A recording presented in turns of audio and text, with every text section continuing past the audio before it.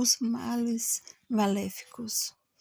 Entendemos por mal maléficos aquele mais graves, os distúrbios que não podem ser atribuídos a uma natureza psicofísica, mas que são imputáveis a uma ação direta do maligno.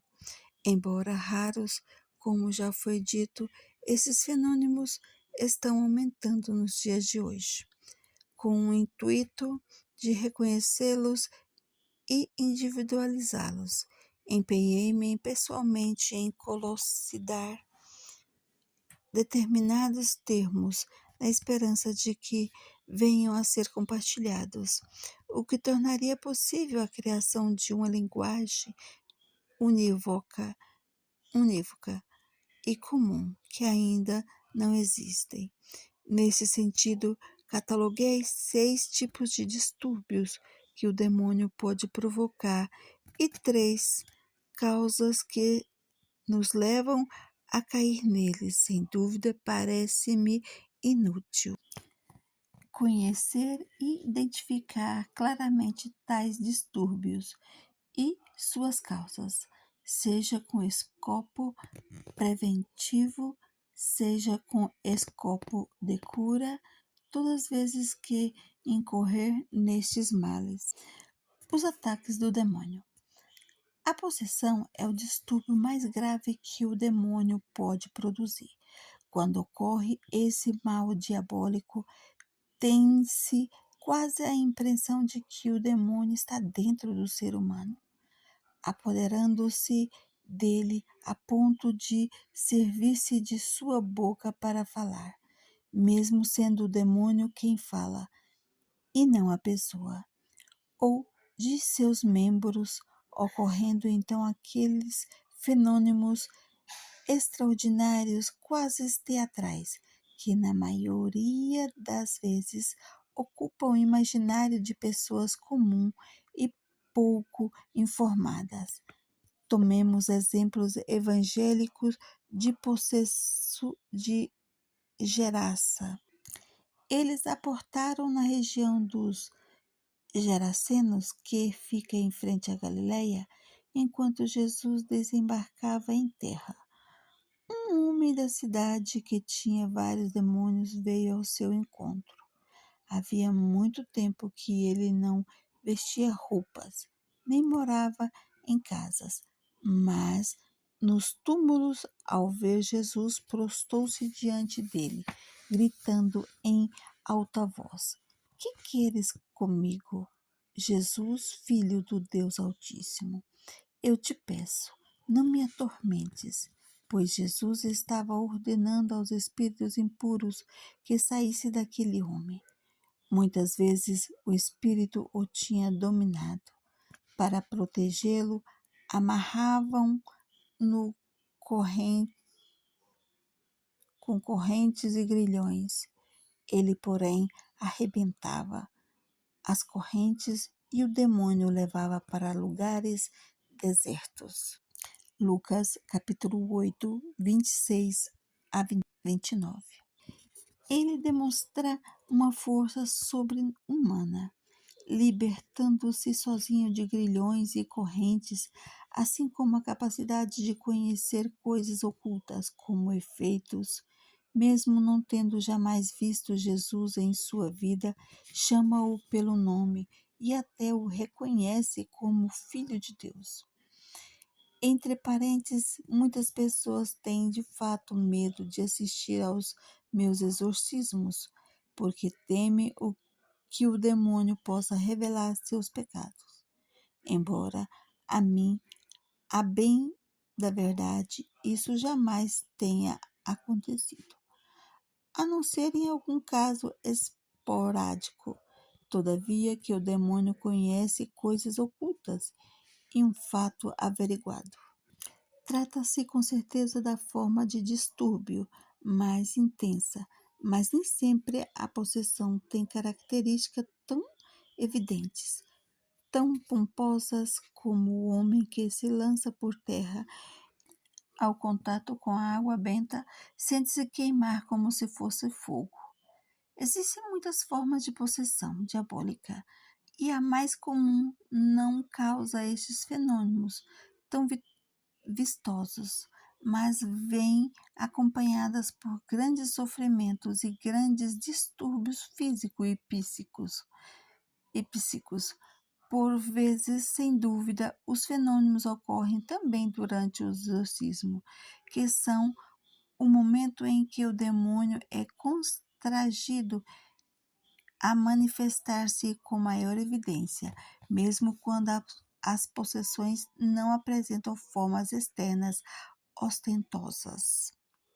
Considero a vexação nos seguintes termos: caso em que um ser humano, mesmo não estando possuído em sua pessoa, apresenta distúrbios gravíssimos em decorrência do demônio. Não é fácil saber distinguir a vexação dos males naturais. Sigamos, pois, um exemplo bíblico, uma vez que são sempre os exemplos mais claros e emblemáticos. Levemos em consideração a figura de Jó. Ora, num dia em que os filhos e filhas comiam e bebiam na casa do irmão mais velho, um mensageiro veio a dizer a Jó: os bois estavam lavrando e as mulas pastavam a seu lado, quando de repente apareceram os sabeus e roubaram tudo, passando os criados a fio de espada. Só eu escapei para trazer-te a notícia. Estava este ainda a falar quando chegou outro e disse: caiu do céu o fogo de Deus e matou ovelhas e pastores, reduzindo-os a cinza. Só eu consegui escapar para trazer-te a notícia. Este ainda falava quando chegou outro e disse: os cadeus, divididos em 3 bandos, lançaram-se por sobre os camelos e os levaram consigo, depois de passarem os criados ao fio de espada. Só eu escapei para trazer-te a notícia. Este ainda falava quando chegou mais outro e disse: teus filhos e tuas filhas estavam comendo e bebendo na casa do irmão mais velho, quando um furacão se levantou das bandas do deserto e sacudiu os 4 cantos da casa, e ela desabou sobre os jovens e os matou. Só eu escapei para trazer-te a notícia. Satanás saiu da presença do Senhor e feriu Jó com chagas malignas desde a planta dos pés até o alto da cabeça. Jó 1, 13, 14, 2, 7. Jó é ferido em seus afetos. Recebe a notícia da repentina morte de todos os seus 10 filhos e ferido em seus bens. De riquíssimo, subitamente tornar-se paupérrimo e ferido na saúde. Era sadio e fica coberto com chagas, da cabeça aos pés. Entretanto, não está endemoniado. Não existe nele a presença do demônio. Se os casos de possessão que estão verdadeiramente crescendo, como todos os distúrbios maléficos, continuam numericamente limitados nos dias atuais, os casos de distúrbios de caráter maléfico, ou melhor dizendo, humilhações, são, ao contrário, relativamente numerosos. Conheço muitos casos de pessoas que são feridas nos afetos, não encontram mulher ou marido, rompem casamentos e noivados sem qualquer razão, ou ainda pessoas golpeadas em seus bens, por exemplo, indústrias que de repente cometem erros descomunais de tal porte que caem na miséria, ou que sem motivo ficam na rua, assim como muitos casos de comerciantes e artesãos cujo estabelecimento muitíssimo bem encaminhados não são mais visitados por ninguém. O mesmo se dá também com distúrbios físicos. Observe que esses são fatos que poderiam depender simplesmente de motivos naturais, mas que poderiam também ser imputados a motivos maléficos. Aqui está, portanto, a importância do exorcismo no saber diferenciar, mediante certos sinais, os casos em que tais distúrbios possuem uma origem maléfica e aqueles que são, ao invés, somente naturais. Alguns tendem a considerar obsessão e possessão quase como sinônimos, ao passo que eu me atenho à distinção entre os dois termos. A obsessão ocorre quando uma pessoa é acometida por pensamentos obsessivos invencíveis, dos quais não consegue absolutamente liberar-se nem desviar-se, e os quais a levam sempre mais ao desespero, e nos casos extremos ao suicídio. Infelizmente, este último é um dos resultados que o demônio se propõe a obter como destruidor também nas outras formas, mas especialmente nos casos de obsessão, nos quais com frequência a pessoa é impelida ao desespero e, portanto, ao desejo ou à tentativa de tirar a própria vida. O assolamento, ao invés, é outro termo que utilizo reservando-o exclusivamente às casas, aos objetos e aos animais. Temos exemplos desde os tempos da patrística, com origens de exorcismos efetuados não apenas para libertar o homem, mas também lugares, objetos e animais. O Evangelho nos apresenta o exemplo daquele possesso de Gerasa. Por meio de sua boca, o diabo pede ao Senhor para transferir-se para uma manada de porcos e entra efetivamente nesses animais que certamente naquele momento ficam endemoniados. Jesus então lhe perguntou: Qual é o teu nome? Ele respondeu: Legião, porque muitos demônios tinham entrado nele. Eles pediam a Jesus que não os mandasse para o abismo. Estava ali no morro uma grande manada de porcos pastando. Pediram então que os deixasse entrar nos porcos, e Jesus permitiu. Saindo do homem, os demônios entraram nos porcos e a manada precipitou-se no mar pelo despenhadeiro e se afogou. Lucas 8, 30 a 33. É muito comum que os exorcistas sejam chamados a exorcizar casas nas quais se ouvem rumores estranhos, fenômenos estranhos que não se consegue explicar humanamente. Os distúrbios físicos vêm a ser aqueles distúrbios que atingem o corpo, aquelas dores físicas imediatas não devidas à saúde, que o demônio pode provocar e de fato provoca em certas pessoas, principalmente pessoas santas, e o Senhor permite para a sua santificação. Também neste caso, há diversos exemplos.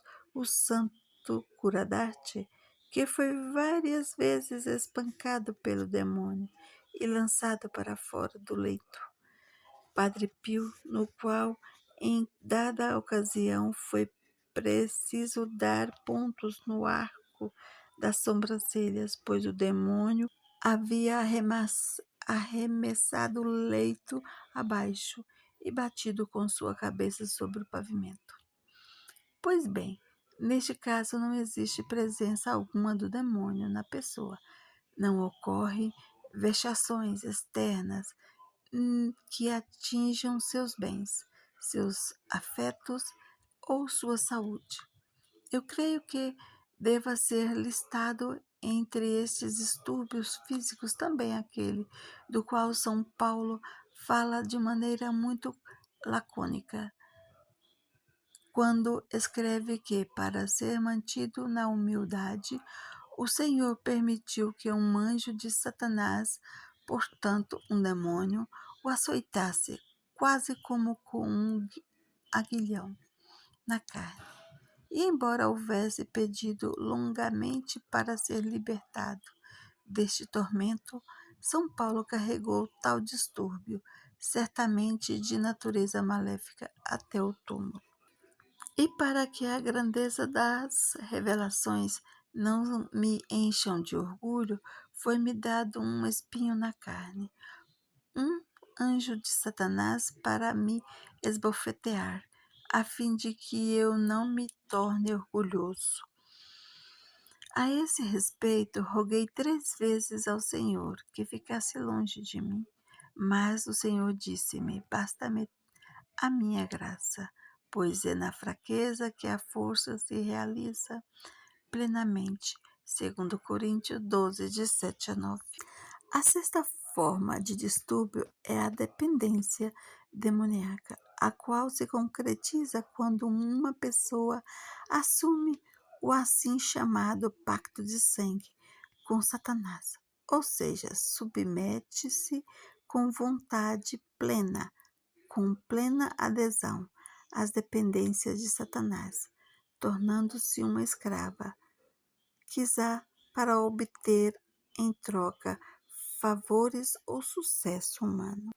As causas dos ataques. Distingo 3 motivos pelos quais se pode cair em uma dessas 6 formas de distúrbio maléfico. É importante levar as causas em conta, uma vez que conhecê-las é um ótimo remédio preventivo, além de constituir também uma cura. Uma primeira causa coincide evidentemente com o que foi afirmado anteriormente. Trata-se de um pedido explícito de pacto com Satanás, que conduz necessariamente a uma dependência demoníaca. Outra causa é a permissão divina, que se concretiza na ausência de qualquer intervenção humana. Este é um acontecimento particular que encontramos relatado também na Bíblia, no caso de Jó e o demônio que, diretamente e por sua própria iniciativa, busca tais distúrbios, e Deus, enquanto potência suprema, permite que ele o faça. Também no caso de São Paulo, que já mencionamos, e Deus quem o permite, existem rastros desta permissão divina também na vida de muitos santos, que sofreram com certeza a possessão diabólica. Em 1983, o Santo Padre João Paulo II beatificou a assim chamada Pequena Arábia, Irmã Maria de Jesus Crucificado, nascida a poucos quilômetros de Nazaré.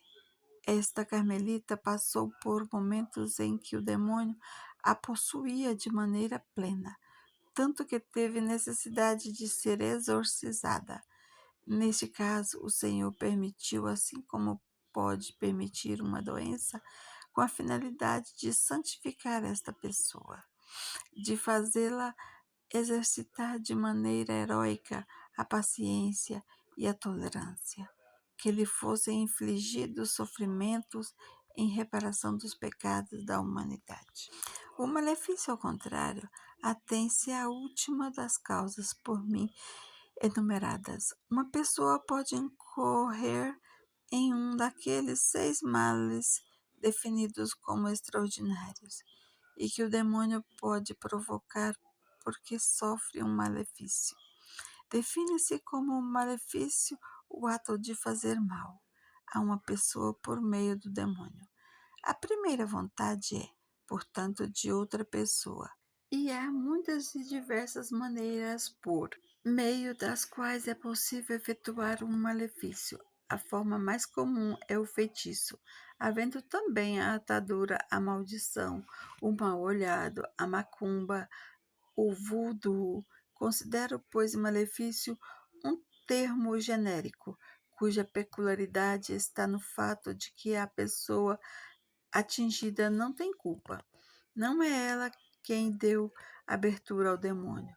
Todavia, existe a anuência a ele, o convite feito a ele por vontade de outra pessoa, que fez esse malefício.